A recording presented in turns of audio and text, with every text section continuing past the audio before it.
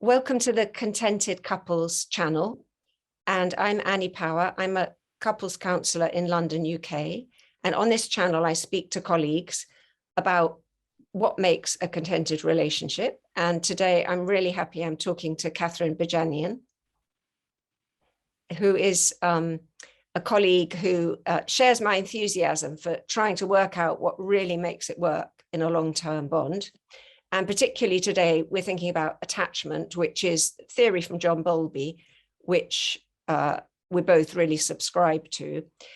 And other videos will explain that in more detail. And an earlier video where I spoke to Kathrine, we focused on how people select a mate. But in this video, we're looking at how you build that long-term bond. So, Kathrine, can I ask you straight out, if you had either an individual or a couple coming to see you, and they're at that stage that they've made the investment, but in the couple, maybe they've got married or engaged, and their dearest wish is this really is going to be a long-term attachment, what would you be sort of either helping them think about or expecting them to think about? Okay, firstly, I think that's such a valuable question. I don't think we ask that enough. I think there is so much emphasis that we put on in the actual selection process, that once people have made that selection, they sort of assume that this is it and the relationship will sort of take care of itself, especially if they have strong feelings for one another, if they are in love. They just assume the feelings themselves will just sort of move us along to creating this amazing relationship. I think people are a little too sentimental about romantic relationships and not practical enough.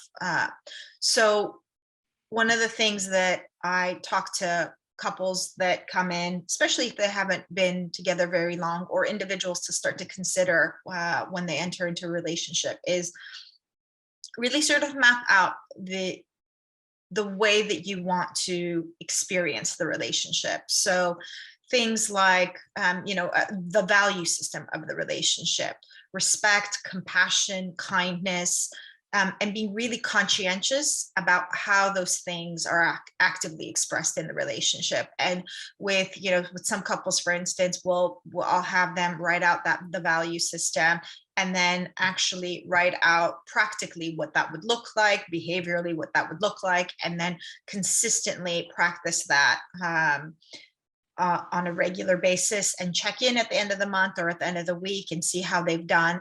Firstly, that process is it's team building. And I really like the idea of a strong couple that is clear on their values, clear on the bond between the two of them, and they are both actively engaging in a process of building and preserving that.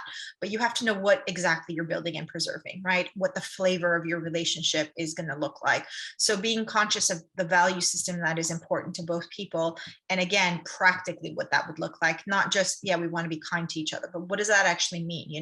Does that mean in the morning one of us brings tea to the other? What does that actually mean? And then being very aware of how you're enacting those value systems in the relationship.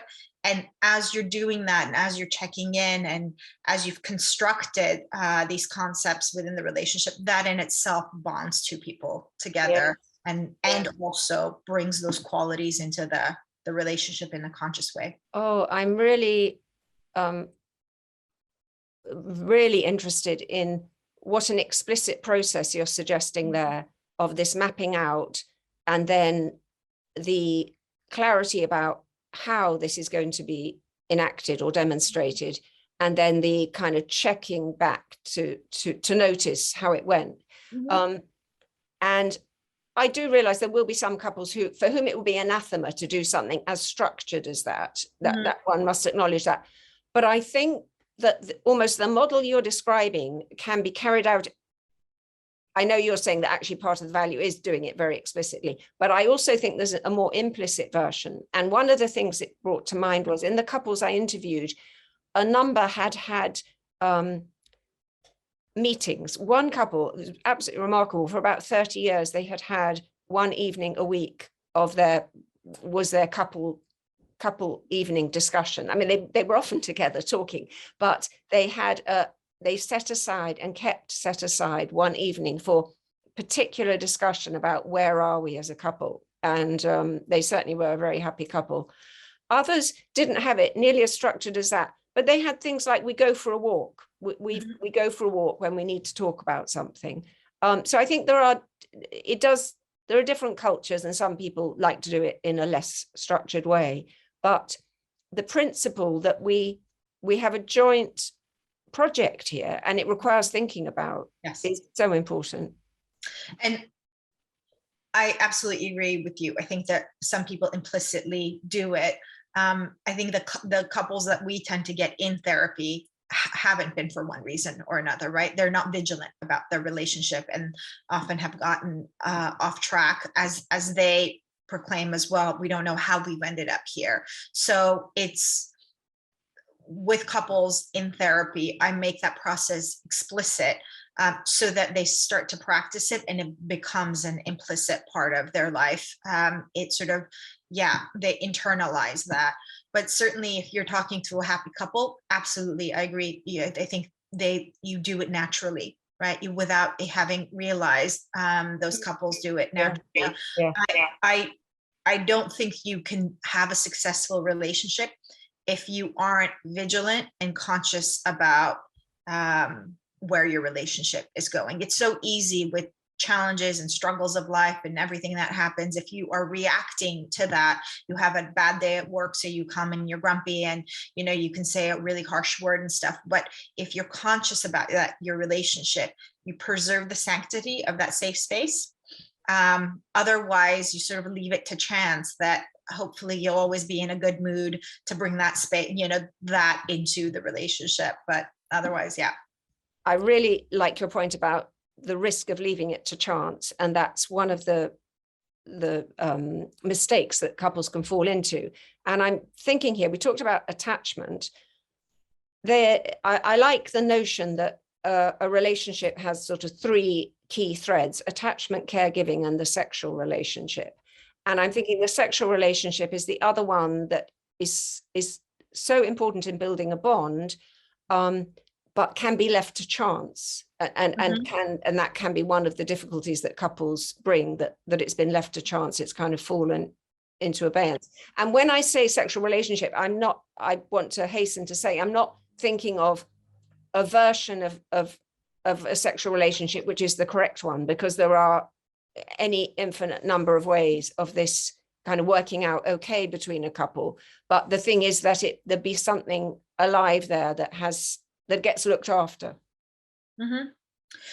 Yes, because I think what people sometimes forget is there's the biological aspect of our drive for sexual contact, and that's brought on by novelty, right? When you're dating someone new or you're in a new relationship, naturally your biology is sort of igniting passion and desire. But there's a point where the biology doesn't work anymore, right? The hormones settle, because that's not how biology has made it to be. The novelty is what ignites the passion and desire from a biological perspective for reproduction. But past that, if a couple wants to stay together for decades they have to come up with another strategy. And that other strategy is the psychological and emotional attunement and interest in one another. So deepening the connection, deepening the contact, bringing in new and exciting experiences within the relationship. But there has to be a more conscientious process. And now the good thing is that unlike other creatures, other animals, our desire starts in our head. That's why we can just be watching a movie on our own and be turned on, or why other means work as well. It starts in the head.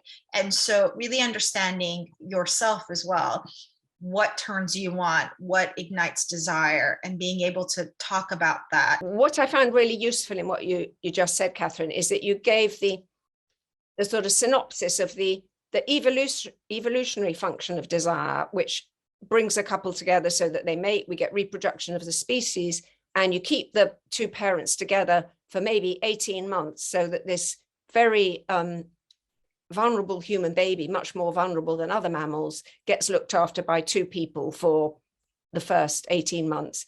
But of course, in our culture, we like the bond to last. And that's where we're talking here today about building a bond, and the ways that in the long term, a couple can still enjoy a really rewarding sexual relationship, but it's not going to be based on quite the same two people in an urgency of chemicals. It's coming more from two people being attuned.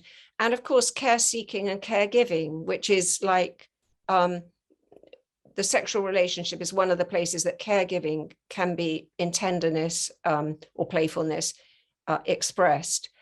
But I'm also thinking of other aspects of the attachment bond, which are crucial for daily life and indeed for sexual relating.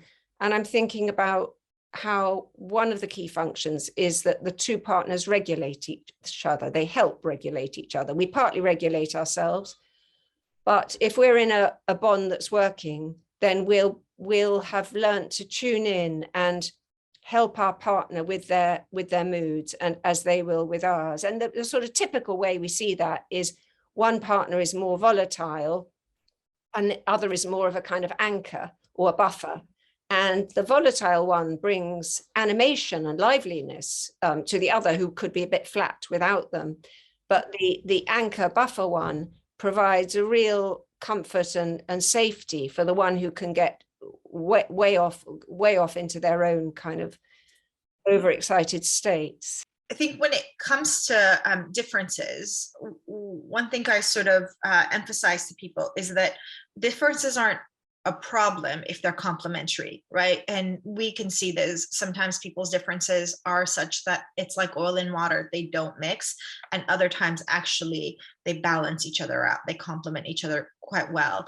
And it's expansive to both individuals. And as you so perfectly put, the volatile partner can bring a little bit more pizzazz into the other person's life. And the calmer couple can sort of soothe the more volatile individual. So, but again, sort of making that a conscious process, right? Understanding that I think where I see couples get stuck in is they are so focused from their own point of view that they don't see that the complementary nature of their partner's like different characteristic type.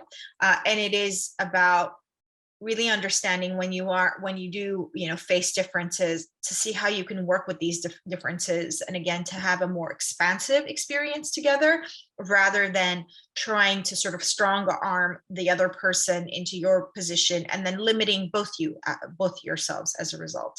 Yes. One of the things that Gottman says, I think he, states it and restates it because it's so important, is that happy couples are ones who allow the other to influence them. Yes. Yes.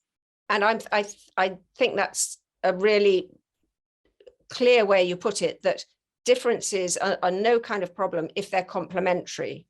And then, of course, people would be asking, if they had a chance, well, how do we tell whether our differences, if they're still at the choosing stage, they'll be saying, how do we tell if our differences are complementary or not?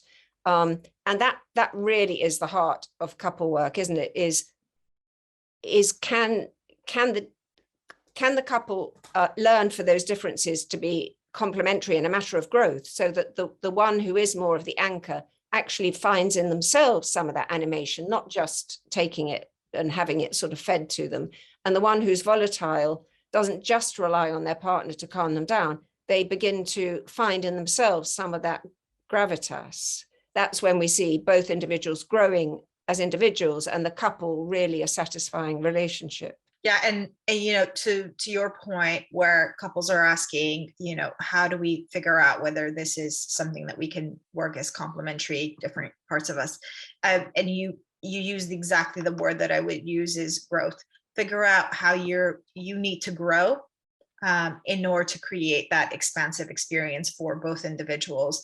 when you are trying to strong arm your partner into only seeing it your way, there's no growth there, right? You're limiting your growth, and you're limiting the potential of your relationship. So in any given situation, when any type of conflict comes up, is how can I grow? How can I become better? How can I become more patient? How can I expand my character in one way or the other? And both people asking that question and working then to figure out, kind of like puzzle pieces, how to make their differences fit, with the intent of each of them giving something up and gaining something more.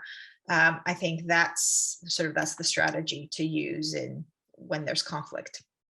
I think that's probably a brilliant place for us to end, because that's so central. How can I grow? Not how can they change their behavior, but how can I grow? Yes.